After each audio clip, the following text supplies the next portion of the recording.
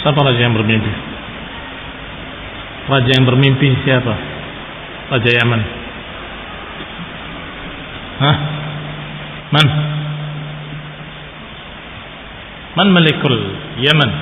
Alladhi ra'a fil manam ru'ya muzi', mimpi yang menakutkan. Hah? Gak ada yang ingat? Satu pun gak ada yang ingat. Ajib. Namanya Rabi'ah ibn Nasr. Man? Rabi'ah ibn Nasr. Baik, ketika dia bermimpi dan ingin ditafsirkan mimpinya, dan dia kumpulkan semua tukang tafsir mimpi dan berbagai macam tukang-tukang sihir, tapi dia nggak mau menceritakan mimpinya. Tebak mimpiku, kemudian tafsirkan. Siapa yang mampu dan siapa yang bisa? Hanya 2 orang. Siapa saja? Man?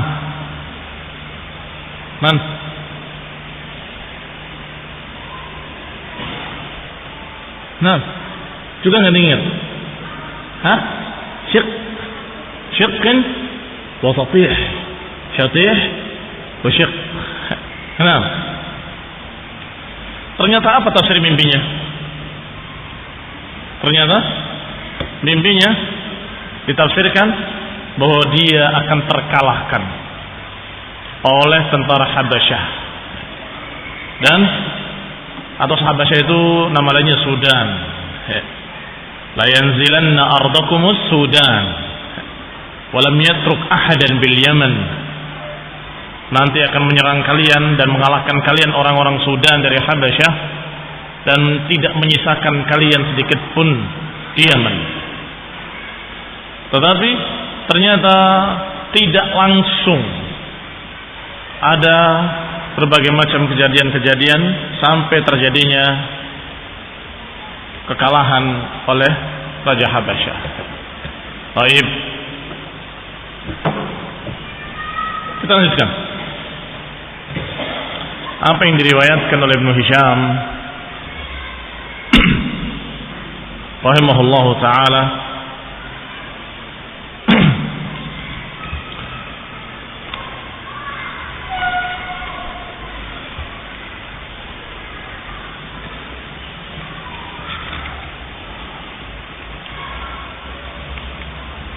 yang beliau ringkas dari sirah Ibnu Ishaq. Bismillahirrahmanirrahim. Innal hamdalillah nahmaduhu wa nasta'inuhu wa nastaghfiruh wa na'udzu billahi min shururi anfusina wa min sayyiati a'malina man yahdihillah fala mudilla lahu wa man yudlil fala hadiya lahu wa ashhadu an la ilaha illallah wahdahu la sharika lahu wa ashhadu anna Muhammadan 'abduhu wa rasuluh sallallahu alaihi وعلى آله وأصحابه والتابعين وتابع التابعين ومن تبعهم بإحسان إلى يوم الدين. يا أيها الذين آمنوا اتقوا الله حق تقاته ولا تموتن إلا وأنتم مسلمون. يا أيها الناس اتقوا ربكم الذي خلقكم من نفس واحدة وخلق منها زوجها وبث منهما رجالا كثيرا ونساء واتقوا الله الذي تساءلون به والأرحام إن الله كان عليكم رقيبا. يا أيها الذين آمنوا اتقوا الله وقولوا قولا سديدا يصلح لكم أعمالكم ويغفر لكم ذنوبكم ومن يطع الله ورسوله فقد فاز فوزا عظيما.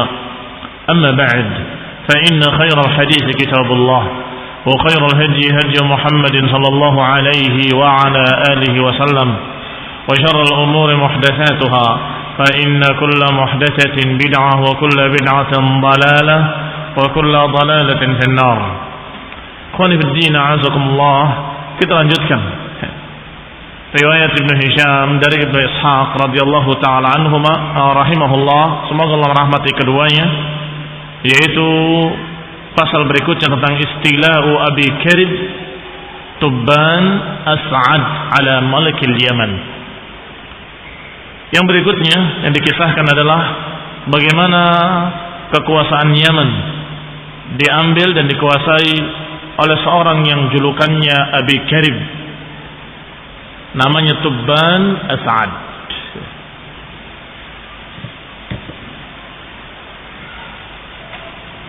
Dan juga yang akan dikisahkan hari ini adalah perang Yathrib. Yathrib adalah nama lain dari Madinah. Nama lain dari negeri Madinah adalah Yathrib. Qala rahimahullah, falamma halaka Rabi'ah ibn Nasr raja'a mulkul Yaman kulluhu ila Hasan ibn Tubban As'ad.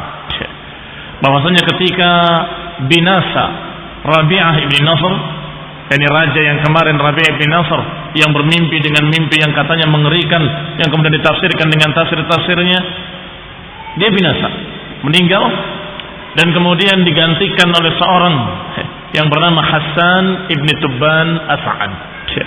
Tubban As'ad biasa dipanggil dengan Tubba, panggil dengan Tubba, yani Tubban As'ad. Karena abuhu Tubban As'ad qad ja'ala tariqahu hina aqbala min al-mashriq 'ala al-Madinah falam yahij ahluha wa khallafa baina adhhurihim ibnan lahu.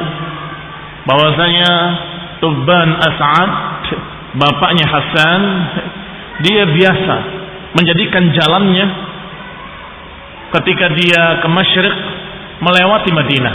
Jadi biasa dia ke Masyriq kemudian ke Yaman melewati Madinah. Dan dia dalam keadaan tinggal di Madinah beberapa saat sampai dia melahirkan seorang anak di Madinah, dan kemudian ditinggal ke Yaman, kembali ke Yaman. Wa khalafa baina adhurihim ibnan lahu faqutila ghilatan. Ternyata anaknya Tubban As'ad di Madinah dibunuh dengan kezaliman. Faqadimaha maratan ukhra, maka setelah dia sampai ke Yaman kembali lagi ke Madinah. Kembali ke Madinah untuk menuntut tentang anaknya kenapa dibunuh. Wa huwa mujmi'un li ikhrabiha wa isti'saliha ahliha. Dan raja Yaman ini bertekad untuk merusak kota Madinah dan mengusir seluruh penduduknya dan membantai mereka semuanya. Fajama'alu hadzal hayy min al-ansar.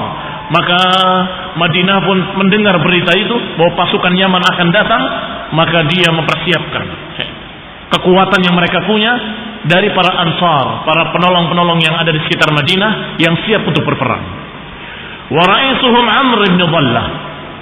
Pimpinan orang-orang yang membela Madinah dipimpin oleh Amr ibn Dhallah.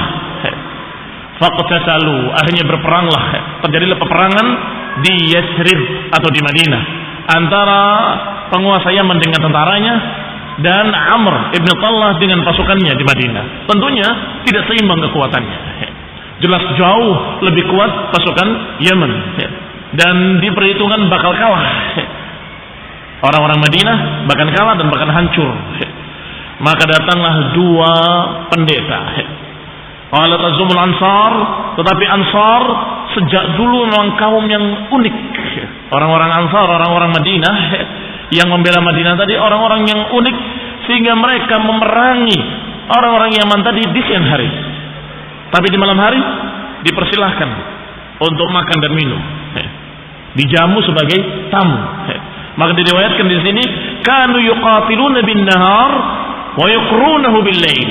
Bahwasanya mereka ini adalah orang-orang yang memerangi pendatang-pendatang tadi di waktu siang dan kemudian dia menjamunya di malam hari. Karena sebagai tamu, maka dijamu di malam hari. Tapi di siang hari terjadilah pertempuran seperti biasanya. Wa yu'jibuhu dzalika minhum. Dan ini sungguh membuat kagum Raja Yaman bahwa ini mereka bukan orang biasa, bukan orang sembarangan, orang-orang istimewa atau suku yang sungguh dermawan. Fabainama Tubba ala dzalik, dan ketika Tubba yang dimaksud Tubban As'ad, disebut saja dengan kalimat ringkas yaitu Tubba. Fabaina Tubba'un ala dzalika min qitalihim idja'ahu Habrani. Ketika terjadi pertempuran seperti itu, maka datanglah kepada Tubban As'ad dua orang Habr. Habr itu julukan pendeta Yahudi, dijuluki dengan habr. Bentuk jamaknya ahbar, sebagaimana disebutkan dalam Al-Quran, ittakhadhu ahbarahum wa ruhbanahum arbaban min dunillah. Mereka mengambil ahbar mereka dan ruhban mereka sebagai tuhan-tuhan selain Allah. Yang dimaksud adalah pendeta-pendeta Yahudi. Ahbar bentuk jamak dari habr. Kalau musanna habrani. Qala idja'ahu habrani min ahbari Yahud. Datanglah dua orang pendeta dari pendeta Yahudi. Alimani rasikhani fil ilm. Dua-duanya alim, memiliki ilmu tentang kitab-kitab terdahulu, dan dia dalam keadaan rasikh ilmunya, dalam ilmunya. Hina sami'a bima yuridu min ihlakil Madinah wa ahliha. Ketika dua pendeta tadi mendengar bahwa si raja dan penguasa Yaman tadi akan menghancurkan Madinah, diingatkan oleh dua pendeta ini. Qala, keduanya berkata, ayyuhal malik, la taf'al, jangan kamu lakukan. Ini niatmu untuk menghancurkan Madinah, untuk menghancurkan Yathrib dan membantai orang-orangnya. La taf'al, jangan kamu lakukan. Fa innaka in abaita illa ma turid hila bainaka wa bainaha. Sungguh kalau kamu memaksa dan kamu tetap menginginkan apa yang kamu inginkan dan melaksanakan apa yang kamu kehendaki, maka niscaya kamu pasti akan terhalang, pasti akan gagal, dan kami mengkhawatirkan kamu. La na'man 'alaika 'ajil al-'uqubah. Aku khawatir engkau akan ditimpa balasan dari Allah, dari penguasa langit dan bumi. Faqala lahumma, maka berkata Tubba kepada kedua pendeta tadi, lima dzalik, kenapa demikian? Kenapa kalau aku menyerang mereka aku akan mendapatkan balasan dan aku akan begini akan begitu? Qala, keduanya berkata, hiya muhajira nabiyyin yakhruju min hadzal haram, min hayyil haram. Ini adalah tempat hijrahnya nabi yang akan muncul dari arah haram. Dua pendeta ini tahu bahwa akan datang seorang nabi dari haram dan hijrahnya nanti ke Madinah. Maka negeri ini gak akan bisa kamu hancurkan, karena Allah sudah persiapkan negeri ini untuk tempat hijrahnya seorang nabi. Lihat, ini bukti bahwa pendeta-pendeta Yahudi dan mereka sudah mengetahui akan datangnya nanti seorang nabi, dan tahu pula bahwa nabi akan hijrah ke negeri Madinah. Qala, akan keluar seorang nabi min hadzal haram, dari negeri haram, dari kalangan Quraisy, di akhir zaman takunu darahu wa qararahu, dan negeri ini akan menjadi tempat tinggalnya dan tempat menetapnya. Fatanaha an dzalik, maka raja tadi, penguasa Yaman tadi urung, tidak jadi untuk menghancurkan Madinah. Ra'a anna lahum ilman, karena melihat dua pendeta tadi sepertinya benar-benar memiliki ilmu dan sepertinya meyakinkan. Wa'jabahu ma sami'ahu, dan sungguh mengagumkan si raja tadi apa yang dikatakan oleh dua pendeta tadi, bahwa ini pendeta bukan orang biasa, sepertinya punya ilmu. Fansarafa 'anil Madinah wattaba'ahuma 'ala dinihima, maka tidak jadi melakukan peperangan, akhirnya dia justru ikut agamanya dua pendeta tadi. Berarti sekarang beragama apa? Yahud. Yang tadinya musyrikin menjadi seorang Yahudi, mengikuti dan percaya dengan berita-beritanya dua pendeta tadi. Wa kana Tubba'un wa qaumuhu ashabu awthanin ya'budunaha, dan kaum Tubba' adalah orang-orang yang menyembah berhala, yang mereka tidak memiliki agama apapun kecuali menyembah batu-batu dan menyembah pohon-pohon. Maka ketika raja yang mendengar seperti itu, masuk di kepalanya, mulai dia percaya dengan apa yang dikatakan oleh orang-orang Yahudi. Maka berangkatlah ke Mekah. Wahiyya tariquhu ila Yaman, dan Mekah pun merupakan jalan dia ke Yaman. Kalau lihat di peta, bahwasanya Syam di atas, Masyriq juga di atas, sedangkan Yaman paling bawah. Dan di antara Syam dengan Yaman adalah Madinah dan Mekah. Sehingga kalau seorang berjalan dari Yaman ke Syam, mesti dia akan melewati Madinah dan akan melewati Mekah. Hatta idza kana baina Usfan wa Amaj, ketika dalam perjalanan melewati desa di antara dua desa Usfan dengan Amaj. di dekat Mekah. Tiba-tiba didatangi oleh beberapa orang dari kalangan Bani Hudayl, suku Hudayl Ibni Mudrikah. Mereka berkata, ayyuhal malik, wahai tuan raja, sesungguhnya kami ingin menunjukkan kepada kamu perbendaharaan harta yang sangat banyak, yang aghfalathul muluk, yang dilalaikan oleh sekian para raja-raja. Fihi lu'lu' wal zabarjad wal yaqut wal dhahab wal fiddah. Di dalamnya ada mutiara-mutiara, batu permata, emas, perak, di dalamnya semuanya.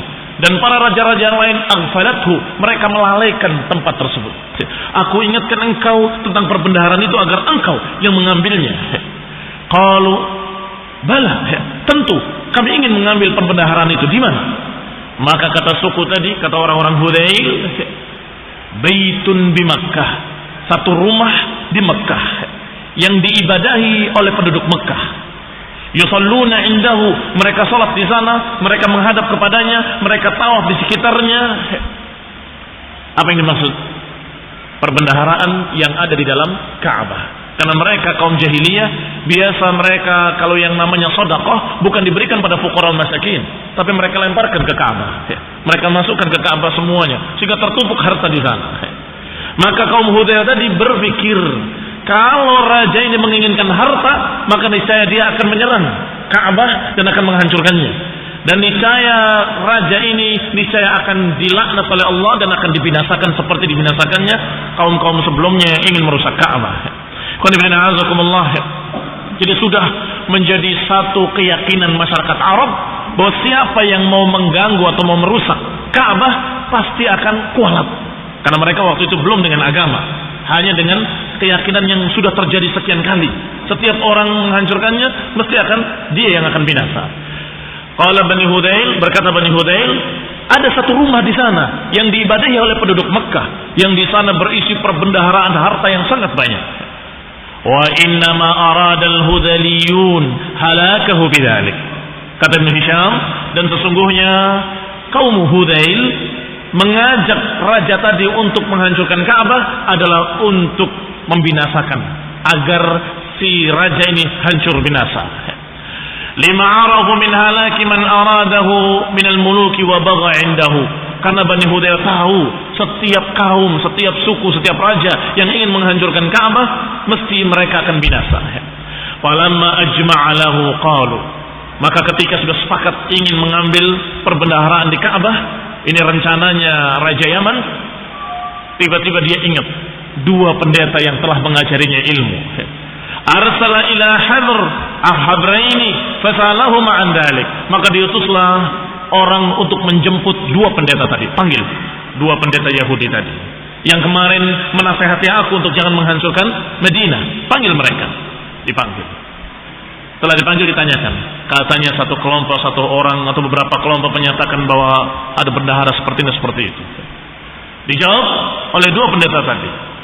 Qala lahu ma arada al-qaumu illa halakaka wa halaka junduk wa halaka jundik. Sungguh mereka tidak memaksudkan kecuali membinasakan engkau wahai tuan raja, dan membinasakan pasukanmu semuanya. Karena ma na'lam baitan lillahi ta'ala ittakhadahu fil ardi li nafsihi ghairahu, karena kami tidak pernah mengetahui ada satu rumah yang Allah Subhanahu wa taala jadikan untuk dirinya di muka bumi ini kecuali Baitullah Al-Haram, Ka'bah itu. Wala in fa'alta ma da'u, kalau engkau melakukan apa yang mereka ajak, niscaya engkau akan binasa. La tahlakanna wa la yahlakanna man ma'aka jami'an, akan hancur engkau dan akan hancur pula orang-orang yang bersamamu seluruhnya. Qalu famada, kalau gitu mada ta'mur, kalau gitu apa yang kau perintahkan kepadaku? Ini apa yang kau nasihatkan kepadaku? Kata raja tadi. Qala, berkata keduanya, berkata dua pendeta tadi kepada rajanya, idza tasna' idza qadimta ilaih tasna' indahu ma sana'a ahluh. Kalau kamu datang ke haram, lakukanlah seperti apa yang dilakukan oleh penduduknya. Disuruh untuk beribadah seperti penduduk Mekah. Tatufu bihi wa tu'azzimuhu wa tukarrimuhu wa tahlik ra'saka indahu, engkau bertawaf mengelilinginya, engkau menghormatinya, mengagungkannya, dan engkau mencukur rambutmu di sisinya. Wa tadillu lahu hatta takhruj min indih, dan hendaklah engkau merendah di hadapannya sampai engkau keluar dari daerah haram. Maka dikatakan oleh Tuan Raja tadi, fama yamna'ukuma antuma min dzalik. Kalau begitu apa yang menghalangi kamu berdua? Kenapa kamu berdua tidak melakukan seperti apa yang mereka lakukan? Ini jeli Tuan Raja ini nyuruh raja untuk melakukan apa yang dilakukan oleh mereka musyrikin, tetapi dia sendiri tidak melakukan. Maka ditanya, fama mana'akum min dzalik? Kalau begitu apa yang menghalangi kamu berdua untuk melakukan yang seperti itu? Qala ama wallahi, sungguh demi Allah, innahu labaitu abina Ibrahim. Memang rumah tersebut adalah rumah yang dibangun oleh nabi kami, Nabi Ibrahim dan Ismail. Wa innahu lakama akhbarna, dan sungguh rumah itu betul-betul rumah yang suci, yang mulia, seperti yang kami habarkan kepadamu. Kami tidak dusta. Tetapi penduduknya adalah orang yang menghalangi kami dari Ka'bah. Dihalangi dengan apa? Bainana bainahu bil auzan. Hala bainana wa bainal Ka'bah bil auzan. Mereka menghalangi kami dari Ka'bah itu dengan berhala-berhala di sekitarnya, yang jumlahnya sekian ratus. Ada 360 berhala. Nasabuha haulaha, mereka pasang di sekitarnya. Wabiddima, dan mereka tumpahkan darah di sekitarnya. Mereka kalau berkurban, mereka memancarkan darahnya di patung-patung tersebut, sehingga Ka'bah itu di sekelilingnya kotor dengan najis, dengan darah, dengan daman masfuhan, dengan berhala-berhala, sehingga kotornya hissan wa ma'nawiyan. Hissi karena ada najis, daman masfuhan, sedangkan maknawi karena ada kesyirikan, berhala-berhala. Maka itulah yang menghalangi kami untuk tidak memuliakan tempat tersebut. Wahum najasun ahlu syirik, mereka adalah orang-orang yang najis, orang-orang yang musyrik. Kalau kita tanya lagi, kenapa dua pendeta tadi tidak membersihkannya? Jawabannya, karena pendeta tadi tidak memiliki kekuasaan apapun, tidak memiliki kemampuan, nggak memiliki kekuasaan, bukan raja. Tetapi yang diajak bicara ini siapa? Raja Yaman, raja yang ketika itu paling kuat. Sehingga ketika dia mendengar seperti itu, maka dia menerima ilmu yang diajarkan oleh dua pendeta tadi. Fa'arafa nushahuma wa sidqa hadithima. Maka dia mengetahui bahwa berita ini berita hak. Faqarraba an-nafar min Hudayl faqata'a aydiyahum. Maka dipanggil semua orang-orang Hudayl yang kemarin mengajarkan untuk mengambil harta dari haram, dari Ka'bah, dipanggil semuanya dan dipotong kaki mereka dan tangan mereka bersilangan. Dibunuh semuanya. Kemudian berangkat ke Mekah. Fatafa bil baiti wa nahara indahu. Mulai dia tawaf mengelilingi Ka'bah, dan kemudian dia menyembelih, wa halaqa ra'sahu, dan mencukur rambutnya, wa aqama bi Makkah 6 ayyam. Kemudian tinggal di Mekah 6 hari. Yanhar biha lin-nasi wa yut'im ahlaha, memberi makan manusia, memberi minum manusia, wa yusqihim al-'asr, bahkan membagikan madu pada mereka. Ini raja yang datang, sehingga dia dalam keadaan memiliki semua itu. Sampai raja ini bermimpi. Siapa nama rajanya? Tubban As'ad atau Tubba. Sampai bermimpi, ara annahu yaksu al-Ka'bah. Mimpi dia memberi tirai di Ka'bah. Maka dia pun betul-betul mempraktekkan apa yang dimimpikannya. Dia beri tirai di Ka'bah itu dengan khasab, dengan kain yang tebal, yang kasar. Thumma ura an yaksu wa ahsan min dhalik. Ternyata mimpi kembali. Mimpi kalau dia memasang tirai yang lebih bagus dari tirai yang kemarin. Maka dia ganti yang kemarin kasahul mula wal wasail, maka dia pasang tirai dari mula wal wasail. Ini kain yang halus, kain yang lembut yang ketika itu termasuk yang paling bagus. Dan dikatakan kana Tubba fima yaz'umun awwal man kasal bait. Mereka menganggap bahwa mereka lah orang pertama yang memberikan tirai Ka'bah. Orang yang pertama memberikan tirai di Ka'bah. Wa awsa bihi wulatahum min Jurhum, dan memerintahkan wali-walinya, memerintahkan anak buahnya untuk melanjutkan. Kalau rusak ganti kembali dengan tirai yang baru dan terus begitu. Demikian mereka Tubban dengan tentara-tentaranya setelah tawaf, amarahum bitathhirih, perintah untuk membersihkan Ka'bah, dibersihkan dari darah-darah yang memancar di sana atau dari najis-najis yang ada di sana. Wa alla yuqarribuhu daman wala maitan wala mi'lah, dilarang mendekatkan kepadanya darah dan juga bangkai-bangkai, dan dilarang untuk membuang ke sana kain-kain haid, kain yang dipakai untuk membersihkan najis perempuan. Wa ja'ala lahu baban wa miftahan, kemudian dibikin pintu dan dibikin kunci pada pintunya, sehingga tidak ada orang yang bisa mengambil perbendaharaan yang ada di dalamnya. Dikunci pintu dan kunci dipegang. Demikian yang dilakukan oleh raja tadi, dan mereka tidak bisa berbuat apa-apa. Musyrikin tidak bisa berbuat apa-apa karena takut terhadap raja yang memiliki sekian banyak tentara yang kuat. Thumma kharaja minha mutawajjihan ila al-Yaman, baru setelah itu dia kembali bersama pasukannya ke Yaman. Wa man ma'ahu min junudih, dibawa serta tentaranya. Wa ma'ahu Habran, dan dua pendetanya dibawa ke Yaman. Ini Yahudiyah pertama datang ke Yaman dari dua orang ini dengan sebab Tubban As'ad. Hatta idza dakhala al-Yaman da'a qaumuhu ila ad-dukhuli fi ma dakhala fi.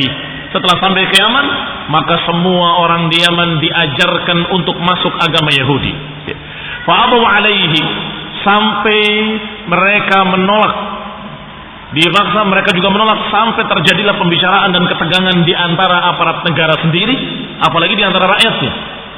Semuanya menolak, sampai diputuskan satu keputusan. Karena lahum narun tahkumu, mereka punya api, yang api ini dijadikan sebagai hakim. Jahiliyah, zaman jahiliyah.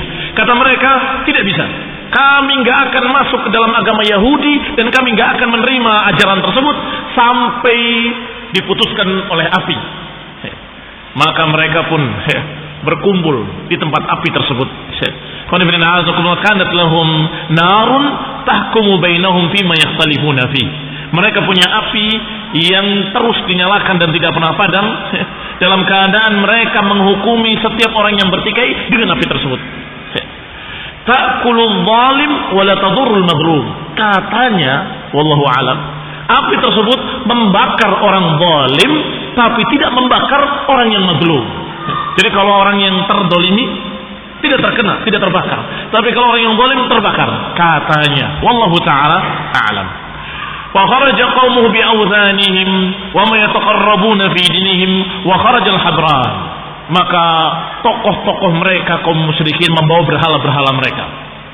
Sedangkan dua pendeta tadi membawa kitab suci mereka.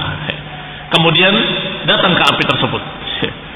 Disuruh pertama kali para tokoh-tokoh musyrikin dengan berhalanya mendekat ke api tersebut. Ketika mereka mendekat ke api tersebut, api mulai menyambar. Maka mereka mundur.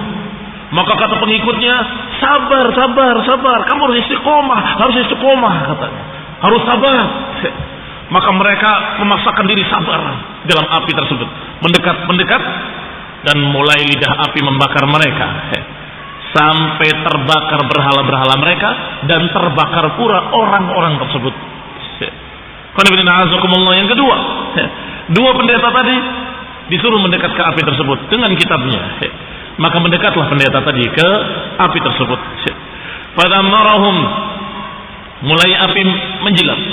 Maka pendeta tadi berkeringat di keningnya, butiran-butiran keringat, tetapi api tidak membakarnya. Qala fa kharajal habran wa man hamala dhalika min rijali himyar wa kharajal habran bi masahifihima fi a'naqihima. Mereka letakkan mushafnya di kepala mereka. Ta'arraqa jibahuhum, mereka berkeringat di kening-kening mereka. Lam tadurruhum, tidak menjelekkan mereka, tidak merugikan mereka kecuali keringat. Fa asfaqat 'inda dhalika himyar 'ala dinih, maka seluruh penduduk Himyar satu desa di Yaman, satu daerah di Yaman, tempat kerajaan tersebut, mereka semuanya beriman kepada agama Yahudi, beriman kepada Allah Subhanahu wa taala dan beriman kepada kitab Taurat yang mereka pegang. Itu asal pertama. Yahudiyah ada di sana. Famin hunalika an dzalika kana aslul yahudiyah bil Yaman. Itulah asal muasal munculnya Yahudi di daerah Yaman. Falamma malaka ibnuhu Hasan, itu zaman bapaknya Tuban As'ad. Maka setelah Tuban As'ad turun ke anaknya yang bernama Hasan ibni Tuban As'ad. Ternyata dia senang untuk memperluas daerah. Anaknya yang bernama Hasan ibni Tuban As'ad senang memperluas daerah sehingga berangkat dengan pasukannya dan penduduk Yaman untuk menjadi sukarelawan, untuk menjadi pasukan-pasukan yang sukarelawan menjadi tentara. An yata' bihim al-ardul arab wa ardul aajim. Aku akan menguasai negeri Arab seluruhnya dan aku akan menguasai negeri Ajam seluruhnya. Tekadnya Hasan ibn Tubban. Hatta idza kanu bi ardil bahraini, sampai sudah satu persatu desa-desa negeri-negeri Arab dikuasai oleh Hasan, sampai di daerah yang dijuluki dengan daerah Bahrain. Sampai sekarang masih bernama Bahrain. Sampai di Bahrain, mulailah karihat himyar wa qabailul Yaman al-masir ma'ahu.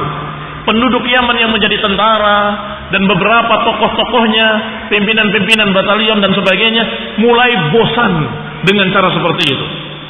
Dan bisik-bisik sesama mereka. Aradur raj'ah ila biladihim wa ahlihim. Mereka semuanya ingin untuk pulang ke negeri mereka di Yaman. Yani mereka tentunya rindu dengan keluarganya, anak-anaknya dan sebagainya. Maka ini mau sampai kapan kita berperang terus menerus? Kita pulang saja. Akhirnya mereka bicara tidak mungkin bisa pulang karena masih berkuasa Hasan dan keputusannya tidak bisa berubah.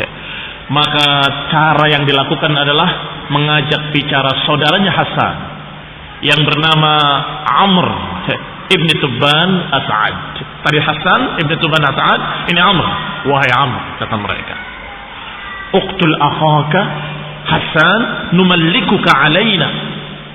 Bunuh saudaramu, niscaya kami akan menjadikan kamu raja kami dan kamu akan berkuasa dan kami akan taat kepadamu, kata tentara-tentara ini semuanya. Maka Amr merasa mendapatkan angin, bisa menjadi penguasa dengan cepat. Dia mulai akan menerima. Maka semua tadi orang-orang tentara-tentara dan orang-orang Yaman yang ikut bersamanya, mereka sepakat untuk berbaiat setia dengan Amr agar Amr membunuh Hasan. Fa'ajabahum fajtama'u ala dzalika. Maka sepakat mereka atas kesepakatan yang seperti itu, kecuali satu orang yang bernama Dzur'ain. Dzur'ain atau julukannya Dzur'ain Al-Himyari, orang Himyar juga. Fa innahu nahahu, dia melarangnya, jangan berkhianat. Tapi tetap saja mereka tidak bisa diganggu gugat, kami harus pulang ke Yaman. Maka syaratnya buat kamu wahai Amr, kalau kamu bisa membunuh Hasan, kamu jadi raja kami. Tapi syarat kedua, kamu harus memulangkan kami ke Yaman semuanya. Sepakat mereka, kecuali satu orang, yaitu Dzur'ain. Maka dia mendendangkan sebuah syair.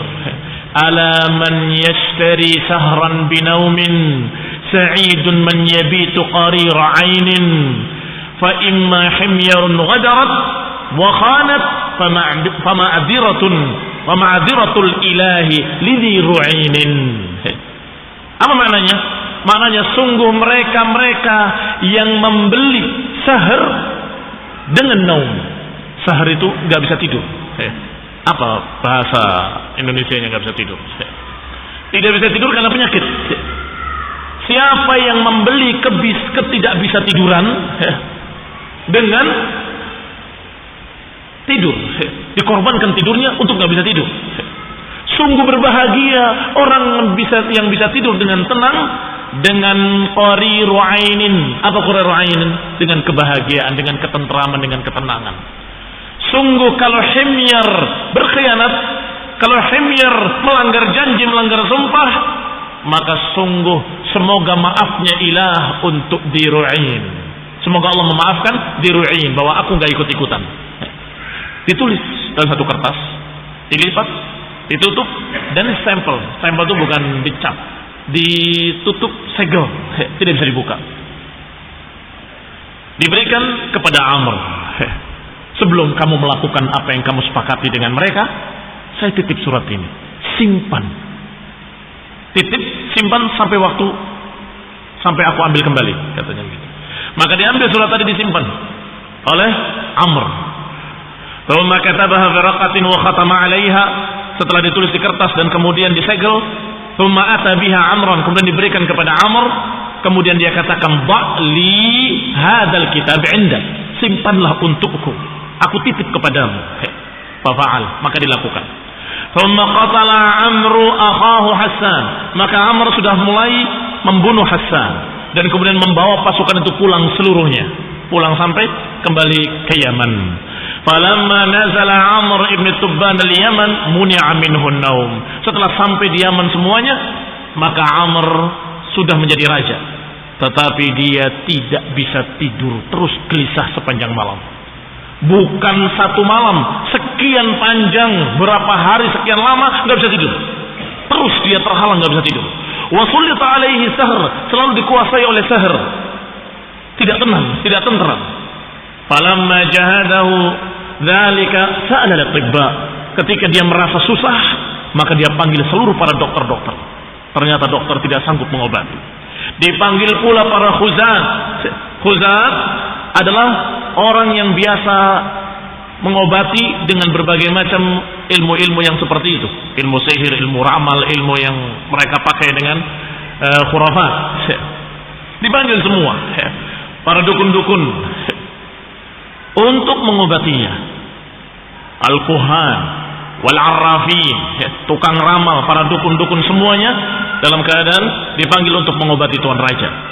Faqala lahu qailun minhum, maka mereka semuanya enggak bisa menjawab, enggak bisa menyembuhkan, kecuali mereka berkata, salah seorang mereka, innahu wallahi ma qatala rajulun qat akhahu aw dha rahmatin baghyan ala misli ma qatalta akhahu alaih illa dhahaba naumuh. Sungguh tidaklah seseorang pun membunuh saudaranya yang masih saudara sekandung dalam keadaan seperti kamu membunuh saudaramu, kecuali pasti dia akan dicabut tidurnya dan dia nggak akan bisa tidur. Wa sullita alaihi sahru, dan dia pasti dikuasai oleh sahar.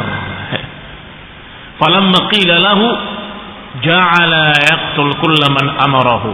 Ketika dia tahu bahwa itu sebabnya karena membunuh saudaranya, maka dia dendam dengan orang-orang yang pernah menyuruhnya untuk membunuh saudaranya. Dia panggil satu persatu. Tentunya tokoh-tokohnya, pimpinan-pimpinan pasukan dipanggil semuanya, dibunuh satu persatu. Sampai kepada Dziru'in.